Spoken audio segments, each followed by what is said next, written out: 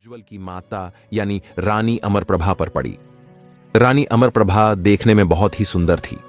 उसे देखकर सौदागर की नीयत खराब हो गई। वह अपने आप से कहने लगा, यह तो बहुत ही सुंदर स्त्री है, इसे तो मेरी पत्नी होना चाहिए। सौदागर ने राजा से पूछा कि यह स्त्री कौन है। राजा ने बताया कि यह हमारी बहन है और जिस बालक को तुमने मारा था वह इसी का पुत्र है। सौदागर कहने लगा, तब तो मुझे उन्हें मिलकर उनसे माफी मांगनी चाहिए। इसी बहाने जमशेद सौदागर रानी अमरप्रभा के पास गया। कहने लगा, रानी जी, मुझसे बड़ी भूल हो गई जो मैंने आपके बेटे पर हाथ उठाया। आप कृपया करके मुझे माफ कर दीजिए। सौदागर यह सब बातें कह तो रहा था, मगर असल में उसकी नीयत खराब हो चुकी थी। रानी कहने लगी, अब जो हो चुका उसे अब भूल जाइए। मेरे दिल में आपके लिए कोई कड़वाहट नहीं है। अगले दिन जमशेद सौदागर ने क्या किया कि एक 9 लाख हार रानी अमरप्रभा को उपहार के रूप में दे दिया। वह रानी से कहने लगा, रानी जी, आप जिस प्रकार राजा सूरजभान की बहन हो, उसी प्रकार आज से आप मेरी भी बहन हो। यह उपहार आप स्वीकार कीजिए। बड़ी ही खुशी से रानी ने वह हार स्वीकार कर लिया।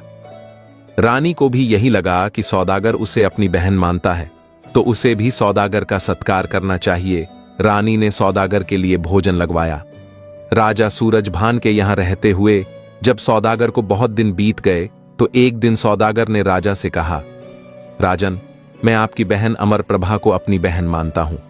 मैं यह देख रहा हूं कि बहुत समय से वह आपके पास ही है।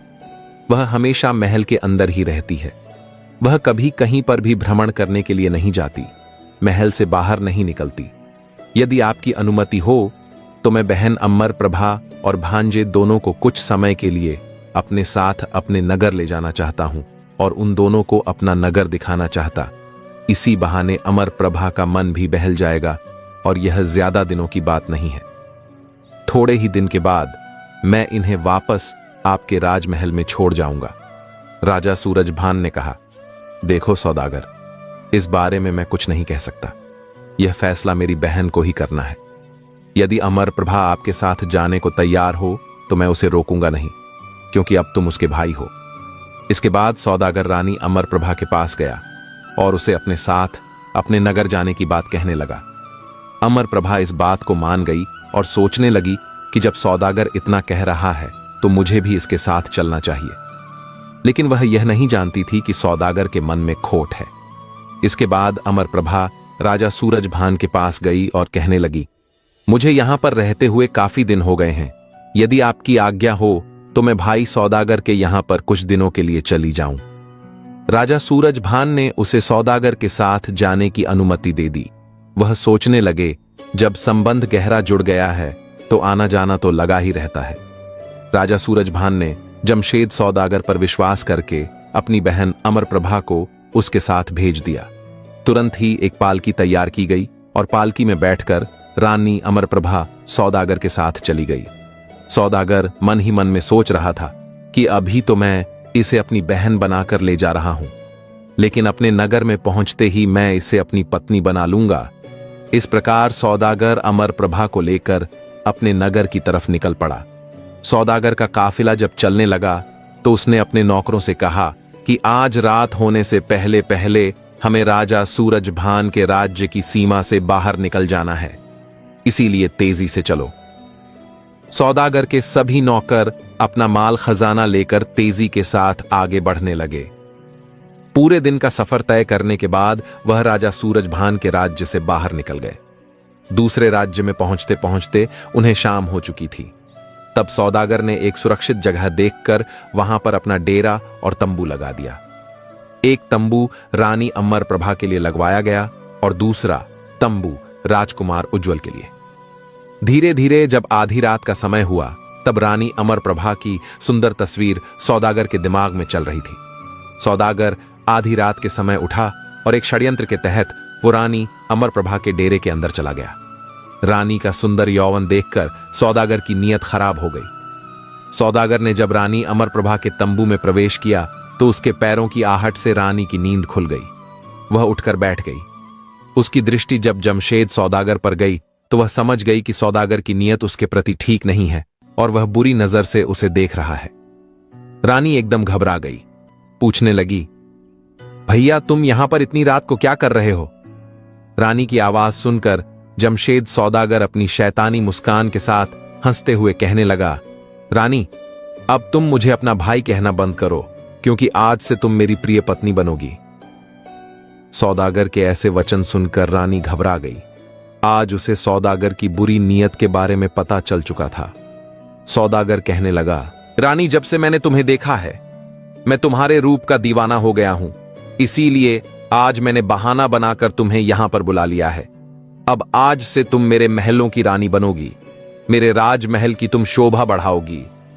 ऐसी बातें सुनकर रानी क्रोध से आग बबूला हो गई। उसकी आंखें लाल हो रही थीं। रानी ने तुरंत अपना खड़ग निकाला और कहने लगी, अगर तूने बुरी नीयत से मुझे छूने की कोशिश की तो मैं तुझे मार दूंगी और खुद भी मर जाऊंगी। मेरे भाई सूरजभान ने तुझ पर विश्वास करके बड़ी ही गलती की है। किसी ने सच ही कहा है कि नियम की जड़ में चाहे जितना भी दूध डालो उसमें मिठास नहीं आ सकती। नीच आदमी कभी अपनी नीचता नहीं छोड़ सकता। इन 4 प्रकार के लोगों से चाहे जितना भी प्रेम कर लो ये किसी रिश्ते को नहीं मानते।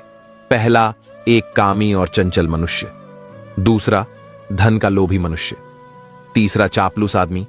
और चौथा, जो आदमी आपका पुराना शत्रु हो, जिसने आपसे कभी चोट खाई हो। इन चारों पर कभी भूल कर भी विश्वास नहीं करना चाहिए। इन चारों को कोई भी बड़ी जिम्मेदारी नहीं सौंपनी चाहिए। अब रानी अमर प्रभा का क्रोधमुखी चेहरा देखकर सौदागर कुछ डर सा गया और कहने लगा, कोई बात नहीं, आज तू मेरी बात नहीं मानती तो ना सही, लेकिन आज से मैं तुझे कारागार में बंद कर दूंगा। सारा जीवन तू मेरी कैद में रहेगी और चक्की पीसेगी। रानी कहने लगी, मुझे तेरी हर सजा मंजूर है, लेकिन मैं तेरी पत्नी बनकर नहीं रह सकती। इस प्रकार दोनों में बहुत देर तक वाद विवाद होता रहा। जमशेद सौदागर रानी को मनाने की बहुत कोशिश करता रहा, परंतु रानी नहीं मानती। जब सवेरा होता है तो जमशेद सौदागर क्रोध में जलता हुआ अपने तंबू में वापस आ गया। वहां आकर उसने अपने एक नौकर को आदेश दिया कि यहां से सारे लश्कर के साथ आगे बढ़ा जाए। एक दिन का लंबा सफर तय करने के बाद सौदागर अपने गांव में पहुंच गया। सौदागर एक बहुत ही धनवान आदमी था।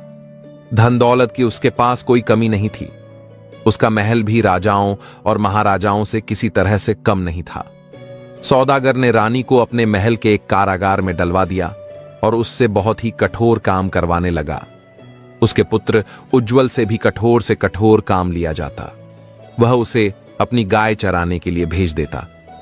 उज्ज्वल को जमशेद सौदागर पर बहुत ही क्रोध आता था। वह सोचता था कि किसी तरह से मैं इस जमशेद सौदागर को जान से मार डालूं, जबकि दूसरी तरफ सौदागर भी इसी ताक में था कि किसी तरह से वह रानी के बेटे उज्ज्वल को अपने रास्ते से हटा दे, क्योंकि यह बड़ा होकर उसके लिए एक खतरा बन सकता है।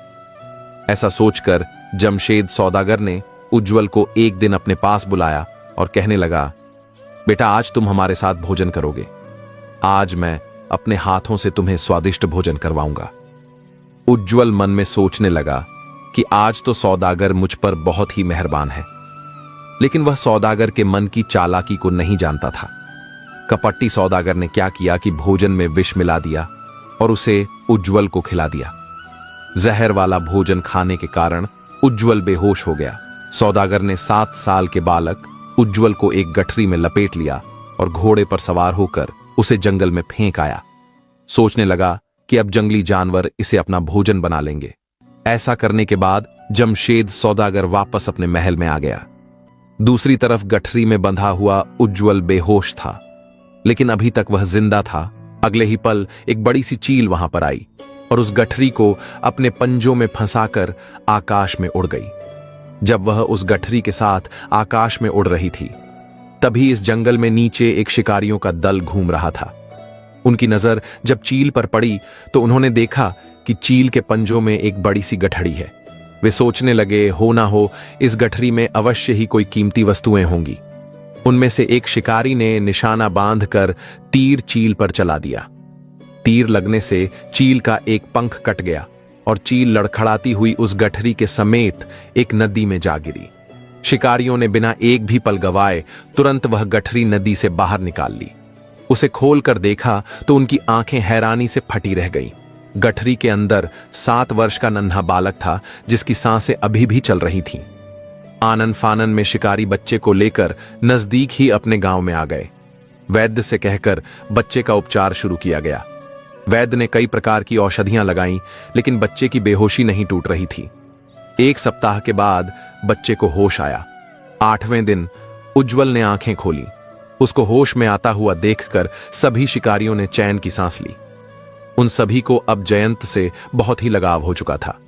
होश में आने के बाद उज्जवल की देखभाल होने लगी। जब उज्जवल पूरी तरह से स्वस्थ हो गया, तब एक दिन शिकारियों के मुखिया ने पूछा, बालक, तुम कौन हो और तुम्हारी इतनी बुरी हालत कैसे हो गई थी?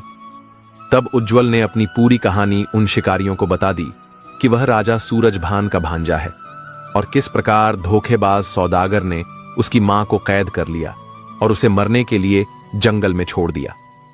सारी बात जानने के बाद शिकारियों के मुखिया ने कहा, बेटा, तुम बिल्कुल निश्चिंत रहो। मैं अपने साथियों के साथ मिलकर तुम्हारी मां को उस दुष्ट सौदागर की कैद से अवश्य ही छुड़ा लूंगा। बस तुम मुझे उस सौदागर का नाम और उसका पता बता दो। उज्जवल ने सौदागर का नाम पता शिकारियों के मुखिया को बता दिया और फिर मुखिया ने अपने कुछ बहादुर और जांच साथियों को तैयार किया। वे उज्जवल को लेकर सौदागर के गांव की तरफ निकल गए। दूसरी तरफ सौदागर मन ही मन में यह सोच रहा था कि उसके रास्ते का कांटा तो अब निकल चुका है। अब एक ना एक दिन रानी अमरप्रभा अवश्य ही उसे स्वीकार कर लेगी।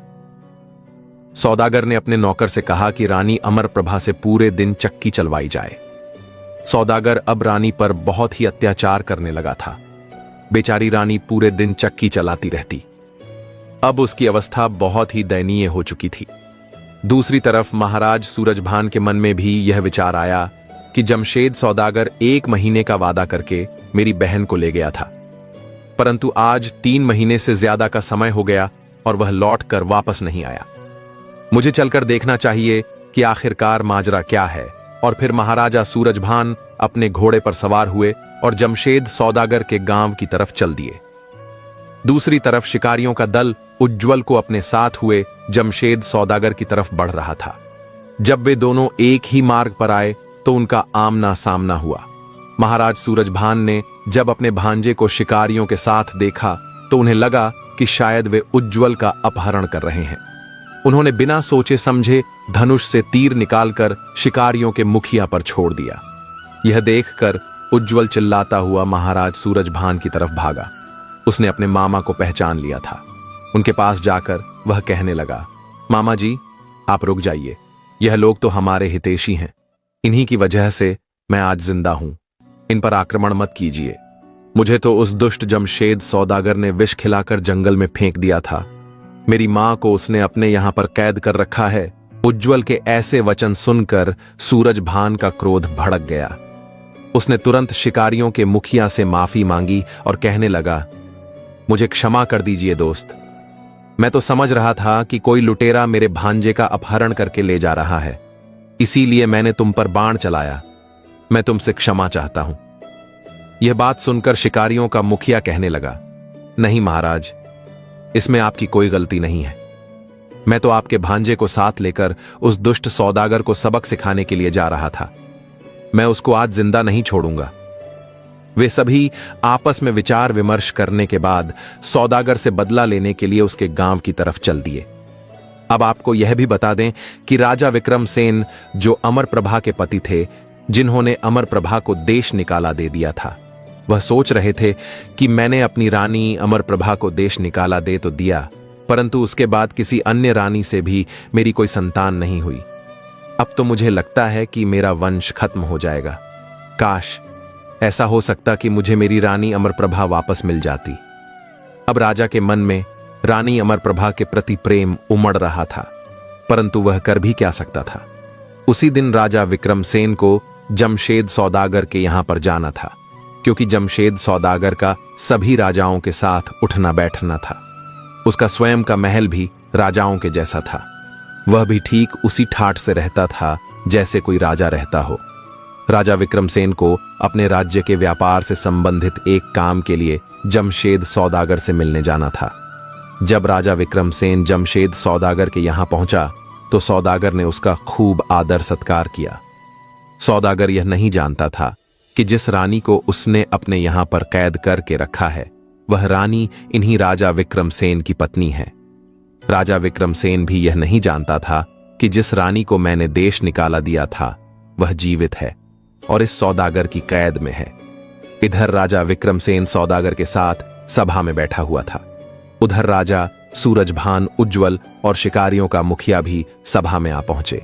राजा सूरजभान और शिकारियों का मुखिया अब सौदागर को ललकारने लगे, कहने लगे, सौदागर, आज हम तुम्हें जिंदा नहीं छोड़ेंगे। सौदागर ने जब बालक उज्ज्वल को जीवित देखा और उसके साथ राजा सूरजभान को देखा तो उसके पैरों तले की जमीन खिसक गई। सौदागर एकदम हड़बड़ा सा गया। वह अपने सिंहासन पर चुपचाप बैठा रहा।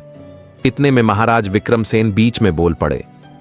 उन्होंने राजा सूरजभान से कहा, महाराज, यह सौदागर मेरा मित्र है और हमारे राज्य के व्यापार के सिलसिले में यह हमारी कई बार सहायता करते हैं। आप इसे क्यों मारना चाहते हैं? आखिर यह कहां तक उचित है? तब राजा सूरजभान ने विक्रमसेन को सारी कहानी कह सुनाई कि महाराज विक्रमसेन, यह दुष्ट सौदागर मेरे धर्म की बहन को बहुत यातनाएं दे रहा है। यह बालक मेरे धर्म का भांजा है। एक बार की बात है महाराज, जब मैं वन में शिकार खेलने गया था तब मुझे वहां पर एक बहुत ही दुखी और लाचार स्त्री मिली थी, जिसका ना तो कोई सगा संबंधी था और ना ही कोई रिश्तेदार था। उस स्त्री को मैंने अपने धर्म की बहन बनाकर अपने घर ले आया। मेरी इस दुष्ट सौदागर से भी मित्रता थी, इसीलिए यह भी उसे अपने धर्म की बहन बनाकर कुछ दिनों के लिए अपने साथ ले आया था। इसके दिमाग में कुछ और ही चल रहा था जो मैं ना पढ़ सका। इसीलिए आज मेरी बहन इसकी कैद में है और मेरे भांजे को इसने जहर देकर मारने की कोशिश की। अब मैं अपनी बहन को यहां से मुक्त कराने के लिए आया हूं। इसे मारकर मैं अपनी बहन को यहां से ले जाऊंगा। पूरी बात सुनने के बाद राजा विक्रमसेन ने सौदागर से कहकर उस स्त्री को आजाद करने के लिए कहा। सौदागर ने अपने एक नौकर को रानी के पास भेजा। नौकर रानी से कहने लगा, बहन, अब तुम उस सौदागर के यहां से आजाद हो रही हो। बाहर कोई तुम्हारा इंतजार कर रहा है। रानी अमरप्रभा सोचने लगी कि इस सौदागर ने तो मेरे पुत्र को भी मार दिया। अब पता नहीं यह मेरे साथ क्या करने वाला है। नौकरों के साथ जब रानी अमरप्रभा दरबार में आई तो वहां पर पहले से ही उसका पति विक्रमसेन बैठा हुआ था। वहीं पर उसका पुत्र उज्ज्वल और उसका भाई सूरजभान भी था। कारागार में रहते हुए रानी की हालत बहुत ही खराब हो चुकी थी। अपनी बहन की ऐसी हालत देखकर सूरजभान क्रोध से भर गया और कहने लगा, दुष्ट सौदागर, मैं तुझे छोड़ूंगा नहीं। तूने मेरी बहन को न जाने कितनी यातनाएं दी हैं। इधर जब रानी अमरप्रभा ने अपने पति को देखा तो उन्हें पहचान गई और राजा विक्रमसेन भी अपनी पत्नी को पहचानने की कोशिश करने लगे कि ऐसे ही रूप रंग वाली तो मेरी पत्नी अमरप्रभा भी थी, जिसे मैंने जंगल में छुड़वा दिया था। राजा विक्रमसेन पूछने लगे, हे देवी, आप कौन हैं? आप बिल्कुल मेरी रानी अमरप्रभा की तरह से दिखती हैं। रानी कहने लगी, महाराज, आप इतनी जल्दी मुझे भूल जाएंगे, मुझे इस बात की बिल्कुल भी उम्मीद नहीं थी। याद करो, जब हम दोनों के बीच एक पक्षियों के जोड़े को लेकर विवाद हो गया था। तुमने जिन पक्षियों को नर बताया था, असल में वह एक नर और मादा ही थे। मैंने पक्षियों के विशेषज्ञ को 100 अशर्फियां देकर झूठ बुलवाया था ताकि आपको देश छोड़कर ना जाना पड़े, परंतु आपने मुझे वनवास दे दिया और आपके सैनिकों ने मुझे जंगल में छोड़ दिया। ये मेरे धर्म के भाई सूरजभान हैं। ये मुझे पूरे सम्मान के साथ अपने घर में ले गए। तब मेरी कोख से एक बेटे ने जन्म लिया। याद कीजिए महाराज, मैं उस समय गर्भवती थी। राजा विक्रमसेन, जो पहले से ही अपनी पत्नी के साथ किए गए व्यवहार के लिए पछतावा कर रहे थे, जब उन्हें अपनी पत्नी पर सौदागर के द्वारा किए गए अत्याचारों के बारे में पता चला तो उनका खून खोलने लगा। वे तलवार लेकर सौदागर को मारने के लिए दौड़े। तभी रानी अमरप्रभा ने सौदागर को छोड़ देने की विनती की और कहने लगी, महाराज, इसे मत मारिए, इसमें इसका कोई दोष नहीं। वह तो मेरा समय ही खराब था जो मुझे इतने दुख झेलने पड़े। अपने प्रति ऐसा व्यवहार देखकर सौदागर ग्लानि से भर उठा। वह रानी के पैरों में गिरकर बार बार अपनी गलती की क्षमा मांगने लगा और कहने लगा, महारानी, तुमने आज मुझे बचा लिया। तुम बहुत ही महान हो। इस प्रकार वहां पर पूरे परिवार का मधुर मिलन हो गया। राजा विक्रमसेन अब राजा सूरजभान के पैरों में गिर पड़े और बोले, महाराज, मैं आपका बहुत ही आभारी हूं। आपने मेरे डूबते हुए परिवार को बचा लिया। राजा ने अपनी रानी अमरप्रभा से भी बार बार क्षमा मांगी और उसे अपने साथ चलने के लिए मना लिया। सौदागर को माफ करने के बाद महाराज विक्रमसेन अपने पुत्र और पत्नी को लेकर अपने नगर वापस लौट गए। महाराज सूरजभान भी अब खुश थे कि उनकी बहन वापस अपने घर सुरक्षित और खुशी खुशी लौट रही है। महाराज विक्रमसेन वापस अपने महल में लौट आए। कुछ वर्ष बीतने के बाद उज्ज्वल जब जवान हो गया तो राजा विक्रमसेन ने उसे अपनी राजगद्दी सौंप दी। तो दोस्तों, इसी तरह की दिलचस्प कहानियां देखने के लिए आप चैनल को सब्सक्राइब कर लीजिए। तो दोस्तों, कैसी लगी आपको ये कहानी? आप हमें कमेंट सेक्शन में जरूर बताना, और अच्छी लगी हो तो इस चैनल को सब्सक्राइब जरूर कर लेना। तो चलिए मिलते हैं ऐसी ही कोई नई कहानी में। तब तक के लिए अपना ख्याल रखें। धन्यवाद और नमो बुद्धाय।